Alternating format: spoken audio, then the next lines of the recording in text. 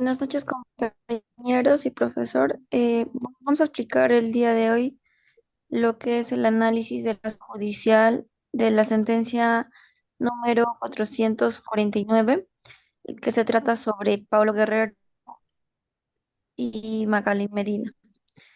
Desde el punto de vista de cada autor o filósofo. Vamos a empezar por lo que es Hans Kelsen, iniciando brevemente con lo que es su biografía. Hans Kelsen es un jurista austriaco que fue uno de los más influyentes en el mundo en el siglo XX y que es reconocido hasta actualmente. Es nacido en Praga y es considerado padre del positivismo. Él creía, o su propuesta revolucionaria es purificar lo que es la ciencia jurídica de los elementos extraños como serían lo externo a lo que es netamente la norma jurídica, como es la moral. El derecho solo debe ser objeto de estudio autónomo, ¿no?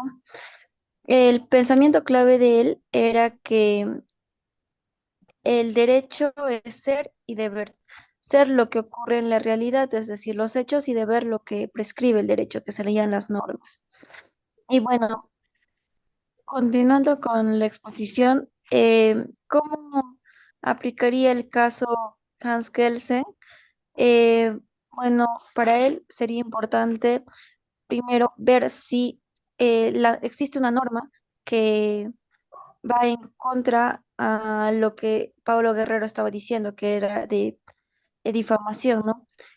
Para él, el juez aplicó lo que es el tipo penal, priorizando lo que es la protección al honor de Pablo Guerrero. La sentencia no consideró lo que es lo moral ni los labores extrajurídicos, sino se basó únicamente en lo que ya está en la norma y por lo tanto en la transgresión de la norma que hizo Magali Medina.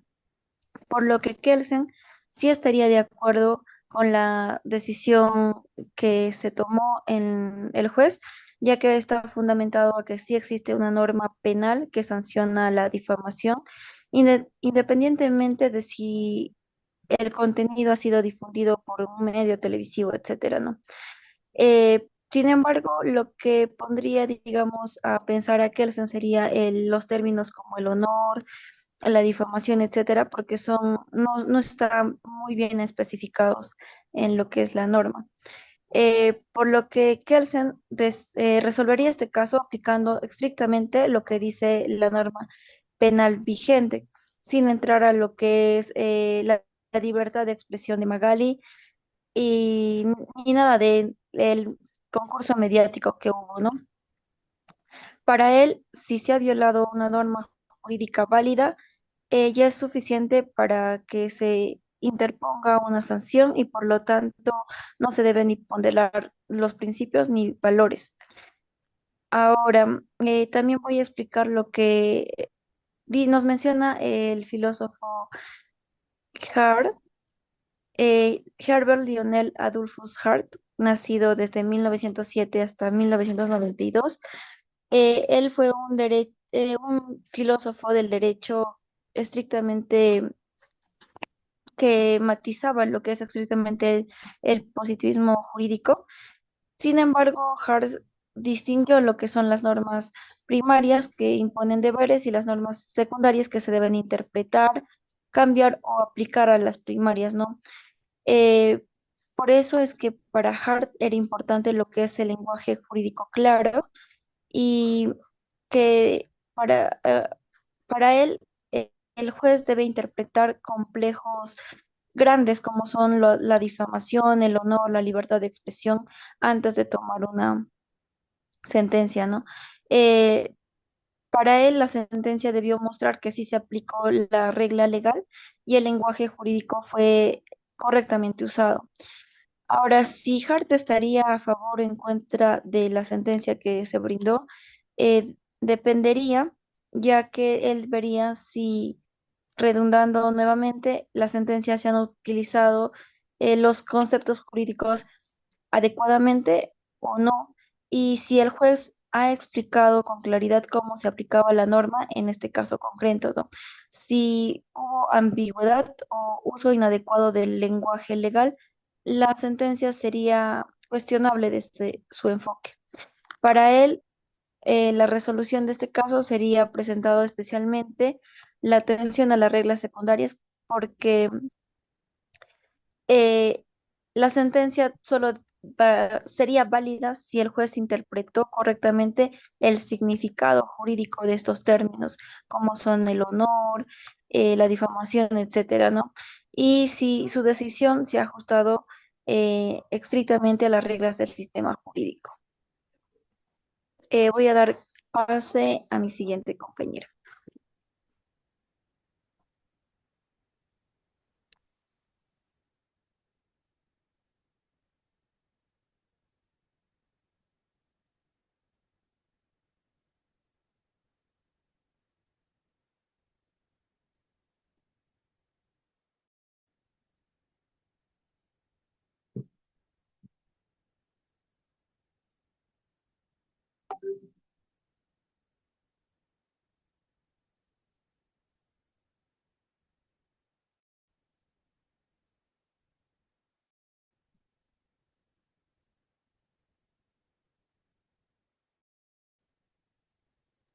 ¿Quién continúa, chicos?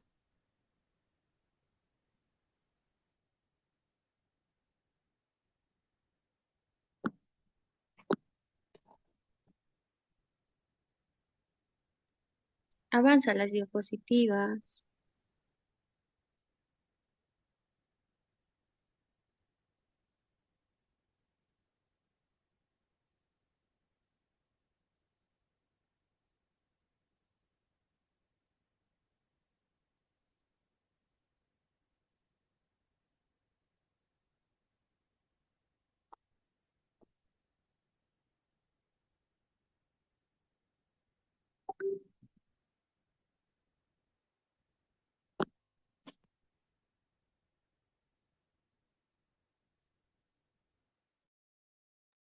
Yo sí, tienes que avanzar las diapositivas para poder avanzar con la exposición.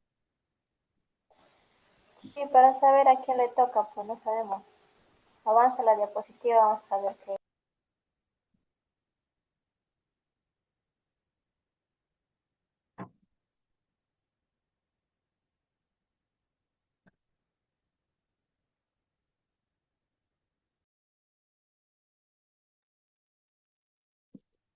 Ya, continuando con la exposición, vamos a ver el positivismo crítico según Luigi Farrafoli.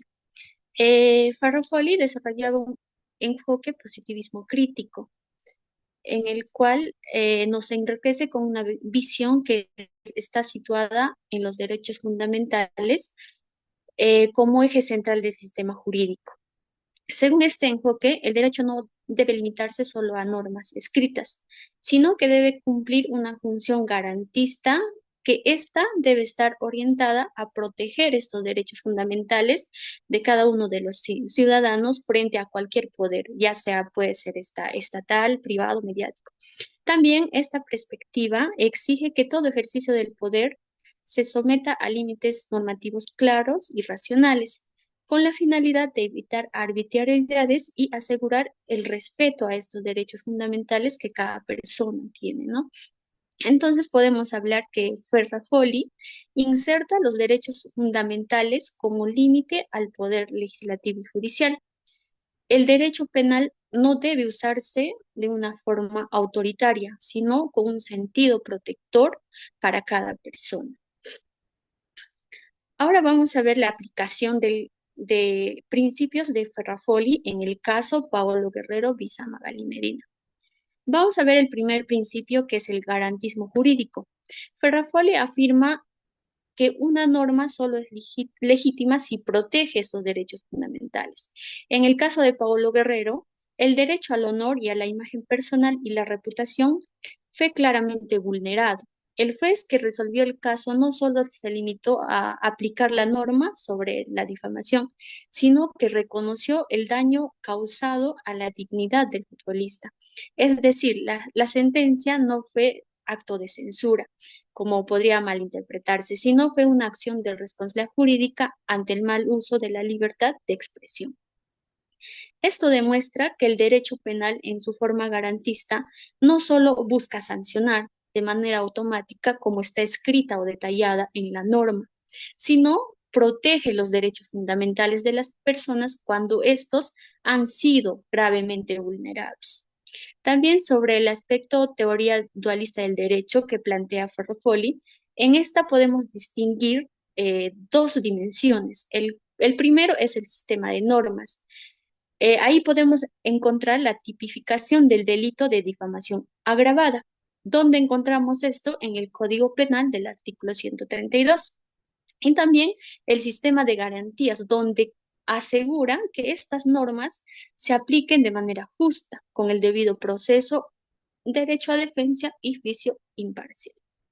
En este caso, podemos ver que se usó la ley del Código Penal, pero no se aplicó de forma abusiva ni injusta, sino tanto la persona acusada como la persona que hizo la denuncia tuvieron, ¿no?, la oportunidad de defenderse, presentar sus pruebas y dar sus opiniones. Entonces, esto muestra que el derecho no basta que existe una ley escrita, sino también es importante que la decisión sea justa, razonable y respete los derechos de todas las personas involucradas. También tenemos el derecho fundamental como eje del derecho legítimo, ¿no? Donde Farrafoli considera que los derechos fundamentales no son solo una parte más del derecho, sino es su fundamento legítimo. Aquí podemos ver en el caso, el derecho a la libertad de expresión no puede estar por encima del derecho a la honra personal, cuando esta expresión se basa en hechos falsos. El tribunal en este caso hizo valer ese límite, no castigó la opinión, sino la afirmación que presentó la señora Magali Medina como verdadera y que ésta resultó ser falsa, causando un daño real al honor del futbolista. En este modelo garantista, el juez no solo es alguien que aplica la ley de manera mecánica, sino que evalúa cuidadosamente cada caso para asegurarse de que la aplicación de la norma respete la dignidad y los derechos fundamentales de las personas. Podemos ver ya aplicando a este caso, la jueza revisó con cuidado las pruebas de ambas partes, determinó también si hubo daño real a la reputación de la persona afectada y dio una sentencia justa, razonable, que está basado en los derechos, como propone en este caso el jurista Ferrapoli. Podemos ver que este tipo de decisiones va a fortalecer el Estado de Derecho, que demuestra que la justicia puede proteger a los ciudadanos incluso en conflicto, como en este caso específico, en los medios de comunicación, ¿no?, el cual en nuestro país tiene bastante poder. El modelo de Ferrafoli permite proteger a los individuos frente a cualquier forma de poder, incluso mediático.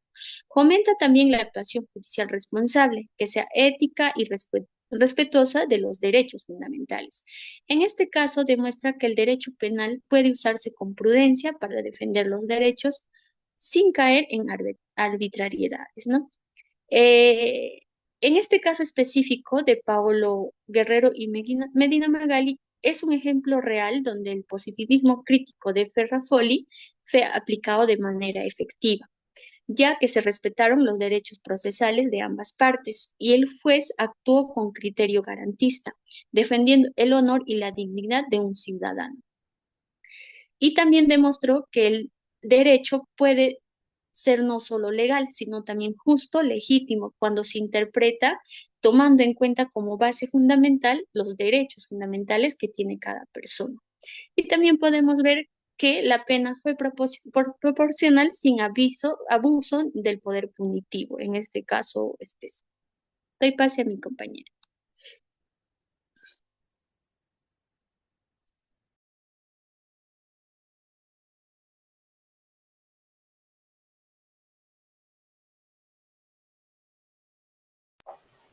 Bien, continuando con la exposición, ahora lo analizaremos desde el punto de Alf Roth.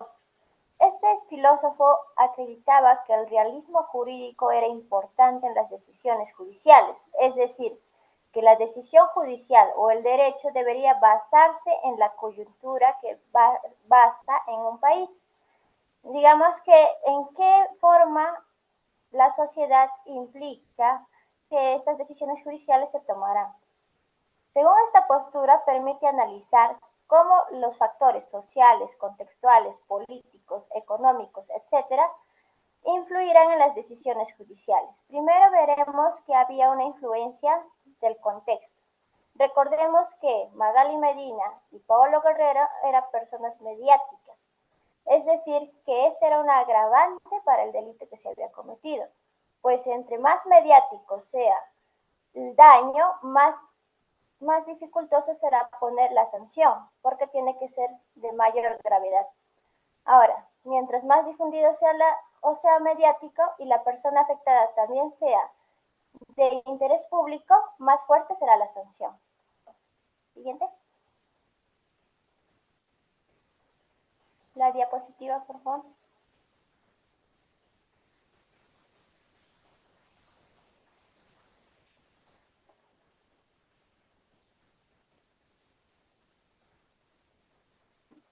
Bien, también veremos que por la trayectoria periodística, el juez también consideró que Magali Medina, ya teniendo 20 años de experiencia como conductora y productora del programa, tenía que tener la responsabilidad de revisar los hechos, sobre todo lo que se iba a publicar, o sea, qué tan veraz era la información, pero no lo hizo. De igual manera, se reiteró que él ya tenía un querer de malintencionar los daños que había cometido. Es decir, ella no quiso rectificarse y tampoco quiso pedir disculpas públicas. En la parte de la decisión judicial nos muestra que el juez también tuvo en cuenta esto, ya que la conducta de la persona influye en la sociedad. Además, podemos ver que los alcances de los medios públicos, ya sea televisión, prensa escrita, libros, etcétera, alcanzan a la sociedad haciendo que se haya una agresividad social, ya que no se respetan los derechos fundamentales, que en este caso era el honor. Siguiente, por favor.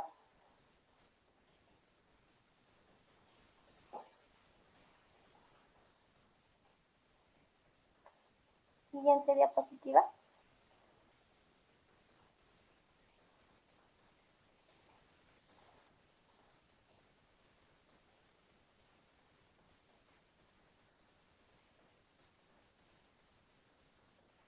La siguiente diapositiva, por favor.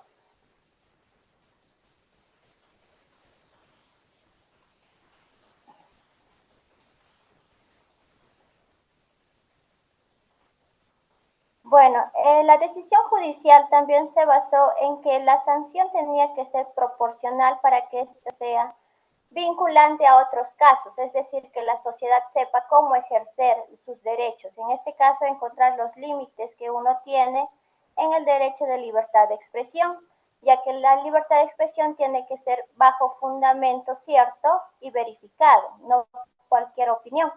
Igualmente, también se daba a conocer que para la decisión judicial se tomó en cuenta que la conducta tenía que ser reformada en la sociedad y tener mejor valor el derecho al honor que la libertad de expresión.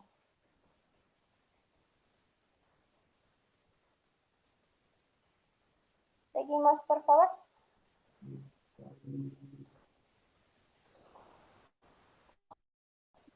Doy pase a mi compañero.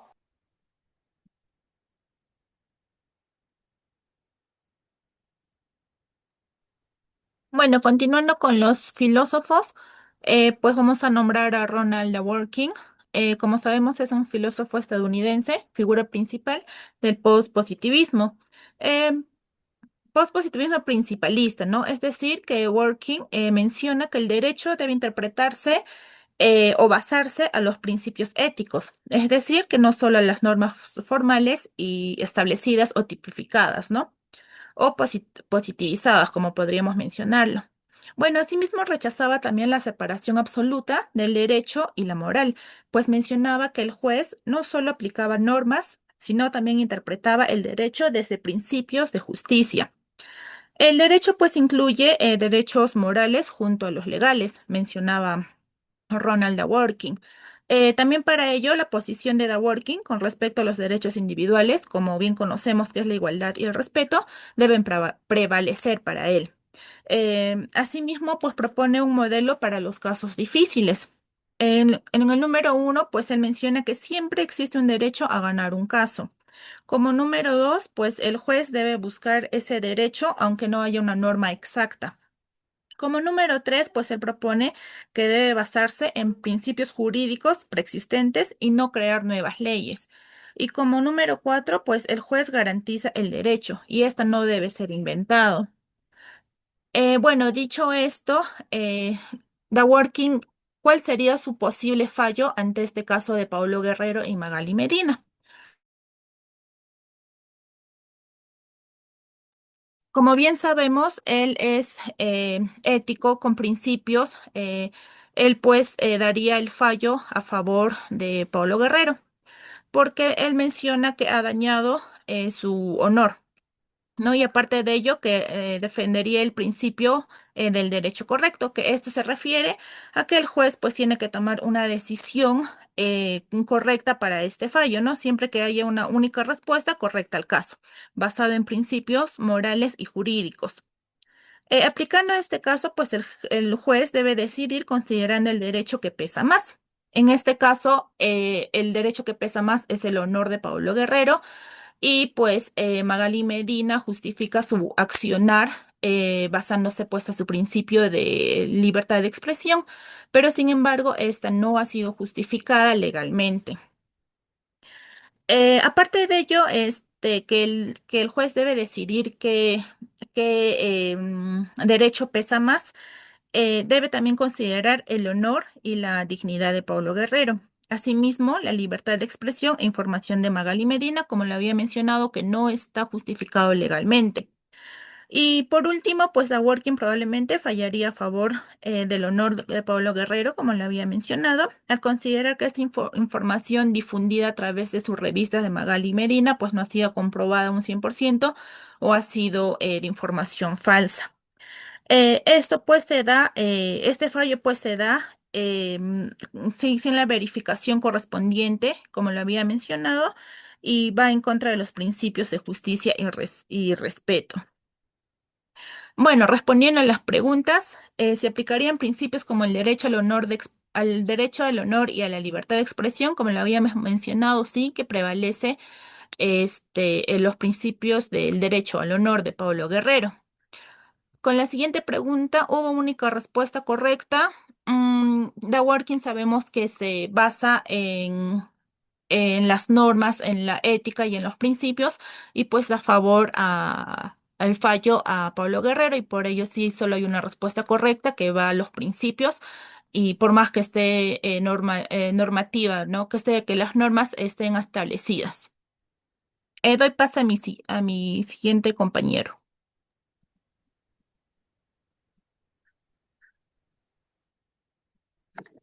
Bien, siguiendo con la estructura de la exposición, hay dos preguntas claves. Una de ellas es si se hizo una ponderación entre la libertad de prensa y el derecho al honor. ¿Qué nos dice Alexis sobre ello? Alexis sostiene que los derechos fundamentales, como la libertad de prensa y el derecho al honor, muchas veces entran en conflicto y deben resolverse mediante una técnica llamada la ponderación. Esta se basa en tres pasos claves. Uno, que es la identificación de los principios en conflicto. Dos, el establecimiento de la intensidad de afectación de cada principio. Tres, aplicación de la ley de la ponderación, que es mientras más afecta un principio, más peso necesita tener el otro para justificar su afectación. Bien, los principios en el conflicto del caso entre Magali Medina y Pablo Guerrero son la libertad de prensa, que lo vemos como expresión del derecho a informar y ser informado, y también el derecho al honor y a la intimidad personal como parte de la dignidad humana y la protección contra la difamación o intromisión en la vida privada. Aplicando esta teoría de Alexi, identificamos los principios que Magali invocó su derecho a la libertad de expresión y prensa, mientras que Guerrero defendió su derecho al honor y derecho al honor, la intimidad y a su imagen. Bien, la intensidad de la afectación fue el honor de Paolo Guerrero, que fue seriamente afectado, ya que han presentado acusaciones falsas, su imagen pública también ha sido dañada y el daño a su moral. Bien, la libertad de prensa de Medina no fue eliminada, pero fue limitada respecto a contenidos falsos o no verificados, no reales. Bien, en cuanto al resultado de la ponderación, el tribunal determinó, en este caso prevalece el derecho al honor, porque la afectación fue grave y no se justificó por un interés público legítimo o información real. Aplicando la ley de la ponderación de Alexi, el mayor peso recayó en el honor a Pablo Guerrero, pues la libertad de prensa no puede incluir difusión de falsedades o intromisión ilegítima en la vida privada. Bien, entonces sí se aplicó la ponderación en el caso de Magali Medina y Pablo Guerrero, entre el derecho al honor y la libertad de prensa, y dicha ponderación es coherente con la teoría mencionada de Robert Alexi. Esta se concluyó que la libertad de expresión no es absoluta y que debe ceder cuando vulnera gravemente otros derechos fundamentales, como el honor y la intimidad. Bien, ¿cómo justificó Magali Medina la difusión? Magali Medina y su equipo argumentaron lo siguiente. Afirmaron que Pablo Guerrero era un personaje público y como futbolista de la selección peruana, su conducta en días previos a los partidos era de interés nacional. Bien, el derecho a informar. Defendieron también su labor periodística como parte del ejercicio del derecho a la libertad de prensa. Presentaron imágenes, afirmaron que Guerrero había estado en una discoteca hasta altas horas de la noche antes de ir a la concentración. Bien, ¿qué fue lo que dijo el Poder Judicial frente a todo ello? El Poder Judicial no aceptó la justificación por estas razones claves. Una fue la falsedad e inexactitud de la información. La información presentada por Magali y por parte de su equipo no era real. También las imágenes que mostraban no eran con claridad, no eran precisas. Entonces, Guerrero demostró que no había incumplido ninguna norma de conducta y los hechos fueron presentados de forma distorsionada. Bien, a todo esto, Alexis diría que si la afectación al honor es intensa y la veracidad de la información es débil o dudosa, la libertad de prensa pierde fuerza como principio. Bien, la ausencia de la verificación. No hubo un proceso riguroso de verificación periodística antes de emitir la información. Esta sentencia señaló que hubo ligereza y negligencia profesional por parte del equipo de Magali. También hubo desproporcionalidad. La afectación a Guerrero fue más intensa que cualquier beneficio informativo para el público. El derecho al honor prevaleció porque se trataba de una denuncia seria o comprobada, sino de un espectáculo mediático. Bien, podemos concluir que Alexi, la libertad de prensa no puede justificar la difusión de información no verificada o falsa, sobre todo si causa daño grave o innecesario el honor a una persona, en este caso a Guerrero, ¿no?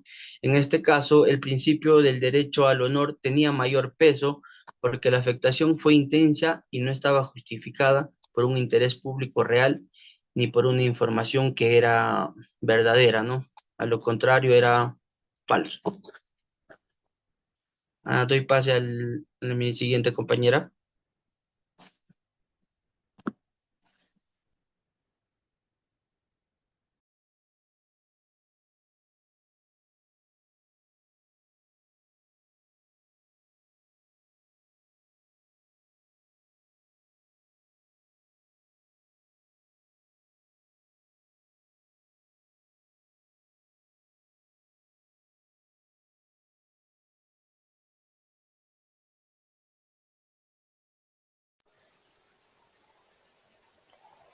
Bien, continuando con la exposición, ahora veremos desde el punto de vista de Manuel Atienza. Este filósofo español nos habla de cómo debe ser justificada con argumentos una decisión judicial, es decir, debe ser racional. Él tiene una teoría pragmática, Esto quiere decir que utiliza diferentes tipos de argumentación. En este caso, la argumentación formal, material y la que es la pragmática. Igual utiliza la dialéctica y la retórica. Veremos qué tipo de argumentos se utilizaron en este caso.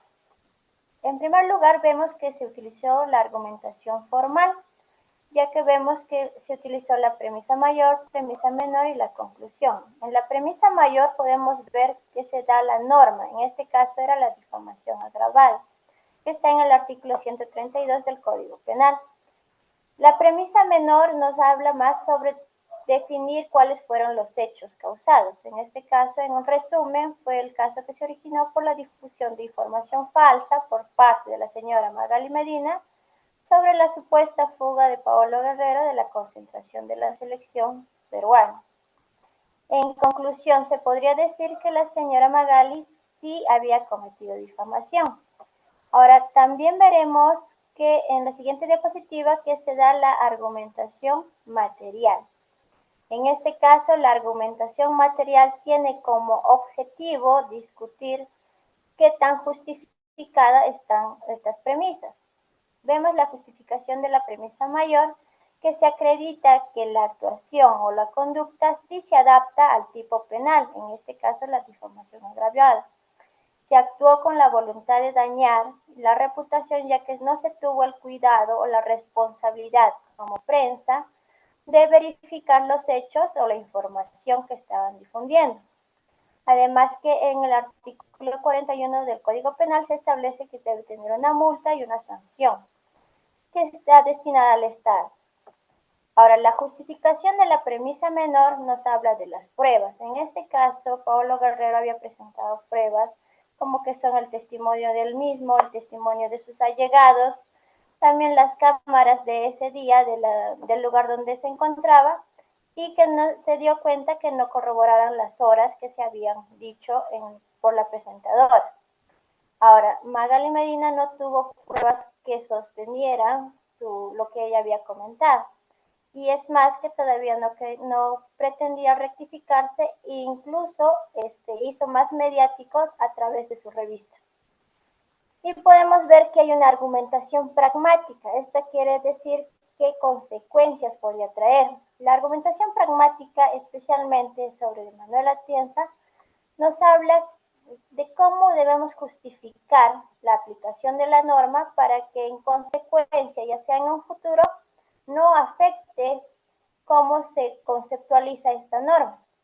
En este caso, se daba a saber que el delito era grave porque uno exige una prevención general de estos delitos graves, que son delitos contra derechos fundamentales, en este caso al honor, y que también el Estado o la norma tiene una función preventiva para que no se pueda volver la reincidencia en las personas. Entonces, se podría saber que la justificación del juez es que quería dar una sanción que sea correcta para que en otros casos también se determine que sea así y que un derecho fundamental no podía ser vulnerado o en este caso menorado frente al derecho de libertad de expresión. Doy pase a mi siguiente compañera.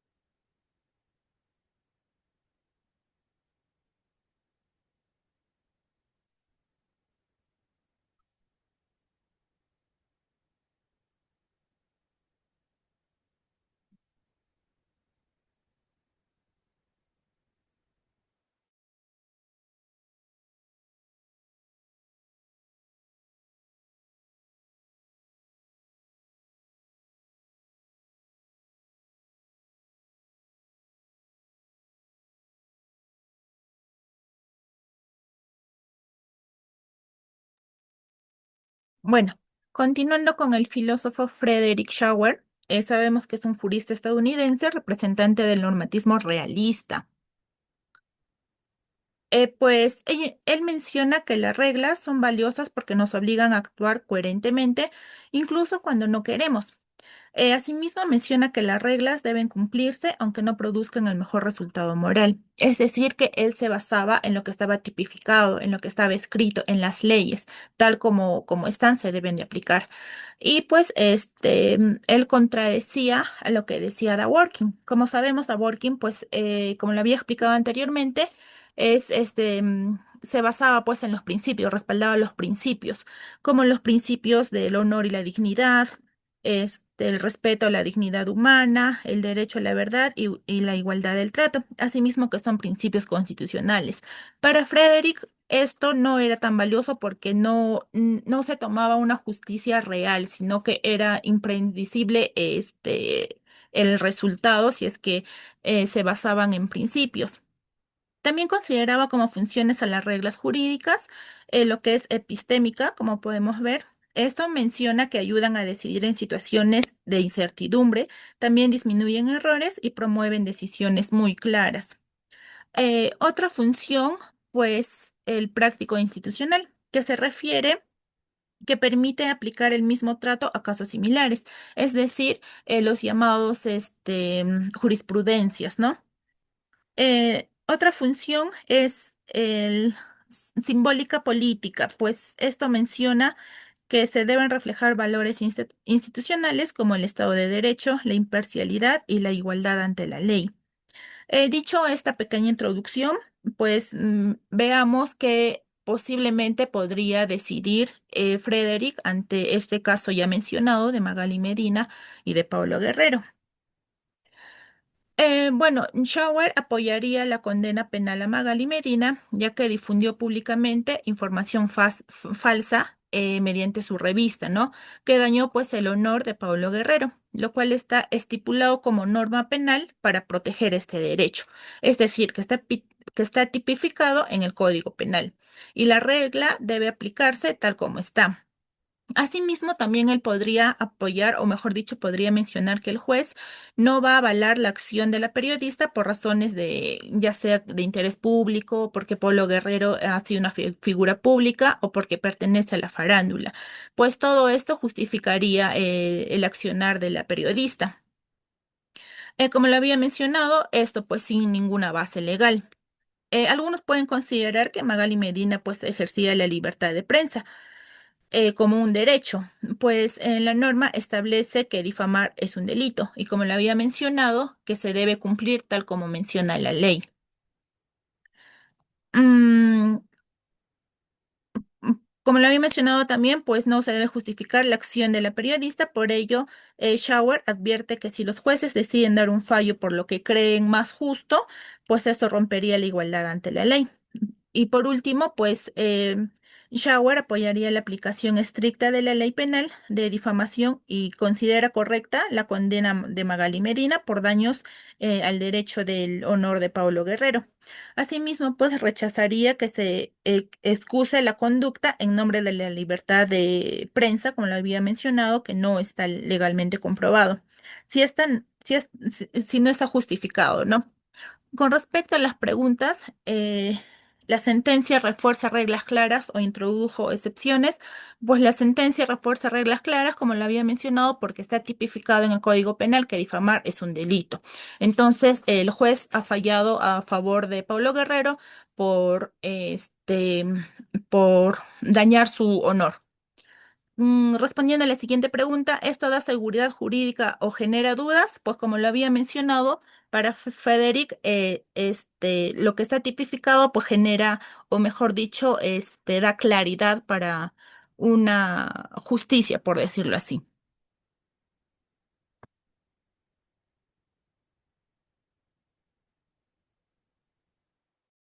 Doy pase a mi siguiente compañera, al siguiente autor.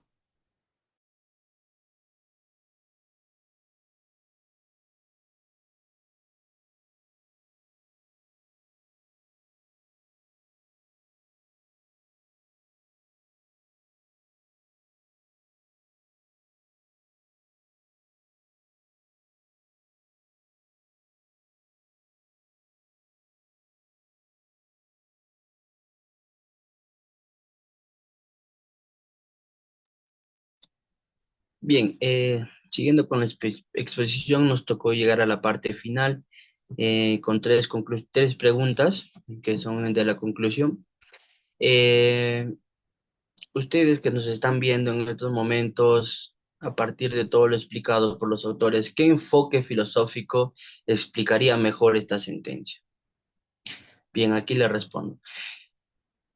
Con el grupo lo que hemos logrado analizar, ¿no? El enfoque filosófico que mejor explica la sentencia es el pospositivismo, específicamente la ponderación de derechos de Alexi y la argumentación jurídica de Atienza y Ruiz Manero. Bien, la sentencia tuvo que equilibrar la libertad de prensa con el derecho al honor, lo que requiere una ponderación de derechos. Además, el juez tuvo que justificar su decisión racionalmente utilizando argumentos claros y racionales, lo que se alinea con la argumentación jurídica. El caso requirió un análisis complejo que va más allá del simple positivismo, ya que se tuvieron que considerar principios y valores, además de las normas legales. A continuación, va a dar por finalizada mi compañera con dos conclusiones más. Continuando, vamos a ver también con qué teoría están más de acuerdo y por qué. Como grupo, estamos de acuerdo con las teorías de Alexi y Atienza. ¿Por qué? Porque la decisión judicial muestra una ponderación explícita entre los derechos en conflicto, que son, ¿no?, la libertad de expresión visa el derecho al honor. Esta se justifica con argumentos proporcionados. También refleja la necesidad de una justificación racional y la consideración de principios más allá de una aplicación mecánica o de una ley escrita, que son, ¿no?, las características centrales del pospositivismo. Em, También podemos ver que el fallo se apoya en la postura pospositivista, donde combina normas, principios y la argumentación racional que nos ofrece una resolución más equilibrada y respetuosa a los derechos. Como tercera conclusión, ¿qué hubiera cambiado en el fallo si se aplicaba otra postura? Podemos ver, por ejemplo, las teorías de Kelsen o de Hart, eh, aplicando en este caso la postura puramente positivista, ¿no? La decisión podría haber sido diferente, ya que este enfoque es estrictamente como está escrita la ley. Se centraría únicamente en la aplicación literal de esta.